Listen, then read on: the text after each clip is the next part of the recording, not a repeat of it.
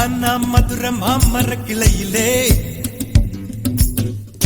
பச்சைக்கிளி ஒண்ணு கேட்டது கேள்வி என்ன? என் கண்ணு ரொம்ப அழகா, என் வெக்க ரொம்ப அழகா.